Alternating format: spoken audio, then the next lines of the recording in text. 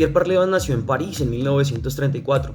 Antiguo alumno de las escuelas normales de educación física primaria y secundaria, desarrolló su labor académica e investigadora en esas mismas escuelas, en el Instituto Nacional de Educación Física INSEP, surgido tras la desaparición de aquellas.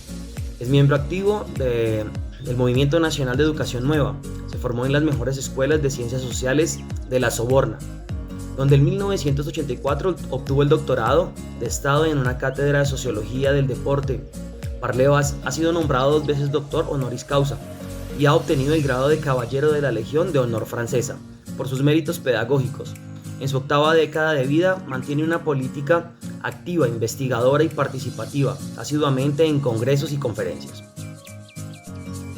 Algunos libros que encontramos de este autor son La aventura praxeológica, Perspectivas para una educación física moderna, Elementos de sociología del deporte, Juegos, deporte y sociedades, Léxico de praxeología motriz, entre otros. La praxeología motriz, de eso habla en uno de sus libros. Nació en un contexto de crisis que en su aceptación original de cambio y metamorfosis debe provocar una crisis en cada estudiante, en cada profesional. Si cada persona es una aventura, la aventura praxeológica anima a vivir la educación físico-deportiva, ese territorio infinito de exploración personal y social de educación y progreso, como quien se sube a un fascinante barco ebrio que le hace vivir en las fibras de su cuerpo las revelaciones con las que sueña. Dentro de los aportes que nos dejó Parlevas en la educación, la pedagogía y la licenciatura en educación física, recreación y deporte, podemos mencionar donde él indica que el cuerpo como objeto de estudio. Un estudio realizado por el mismo Pierre Parlevas en el 81, el autor compara el cuerpo como una máquina orgánica que funciona gracias al desempeño de sus órganos. Esos órganos cumplen una función específica. En este sentido, entendemos el cuerpo como una máquina y se compara con las nuevas tecnologías, con el sistema nervioso, y hablamos de un cuerpo medible, cuantificable, fuerte, dócil y sobre todo entrenable. Otro aporte que dejó hacia a nivel general a la educación es el concepto de sociomotricidad. Para Parlevas, cuando una acción motora no interactúa con otras personas, eso se conoce como psicomotricidad. Ejemplo, en los deportes de gimnasia en modalidades individuales o la halterofilia.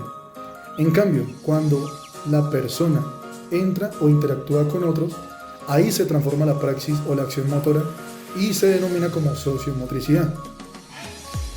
Otro concepto importante que él aportó a nivel educativo es la ciencia de la acción motriz, a lo que llamamos praxeología motriz, que viene de la praxis, acción y logos, discurso. ¿Qué quiere decir esto? Para Parlevas se trata de desarrollar un campo de conocimiento científico que tome como objeto el gran conjunto de las actividades físicas que ponemos el nombre de la acción motriz. Por último, y algo también que nos parece relevante mencionar, es donde él menciona que la educación debería volverse pedagógica 100% y enfocada a desarrollar las dimensiones de la personalidad del individuo. No hay que quedarnos solamente con las técnicas y las tácticas que podemos aprender para enseñar una lúdica, un juego, algo recreativo o un deporte específico. Sí, claro, el objetivo como nosotros como profesores, futuros formadores en educación, es guiarnos de ese aprendizaje previo, pero también es importante tener conocimiento y desarrollarle al individuo todo el tema emocional, su inteligencia motora, todas sus capacidades físicas, cognitivas, psicológicas, culturales, sociales. ¿Con qué fin? Pues así mismo es que intervenimos al cuerpo y de la acción surgen nuevas maneras de entrar en contacto con los demás. Si nosotros quisiéramos asociar a Parlevas a un estilo de aprendizaje, podríamos hacerlo con el aprendizaje social, y a un enfoque pedagógico podríamos hacerlo al aprendizaje colaborativo. ¿Esto por qué?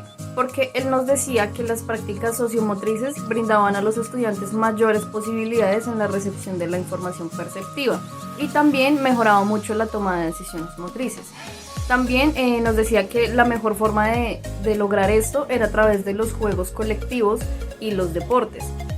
en cuanto a los juegos colectivos, decía que siempre se debían organizar en función en que los participantes o los jugadores generaran interacciones entre ellos mismos, que tuvieran que comunicarse, que tuvieran que realizar confrontaciones, oposiciones. Y en cuanto a los deportes, también él destacaba que el concepto para él en el deporte era que era un conjunto de acciones motrices que estaban codificadas en forma de competencia y estaban institucionalizadas. Entonces, sin duda alguna, hay que brindar a los estudiantes la mayor posibilidad de acciones y prácticas sociomotrices que les permita comunicarse entre ellos y establecer siempre vínculos. Siguiendo con nuestro autor Pierre Parlevas, él nos indica en sus grandes aportes y en los estilos de enseñanza socioculturales y dentro de su praxeología motriz, dando referencia a que es cómo es la ciencia de cómo las acciones motrices se van potencializando. Él nos permite indicar, nos permite fusionar el tema del deporte institucionalizado con los deportes o juegos tradicionales. Él nos indica que no solamente hay que darle importancia al deporte, sino que también a los juegos tradicionales. Que estas acciones motoras también nos permiten generar una potencialización cognitiva, sociocultural y afectiva. Para lo cual es importante indicar que estos ámbitos tradicionales o estos juegos nos permiten dar un desarrollo motor muy importante.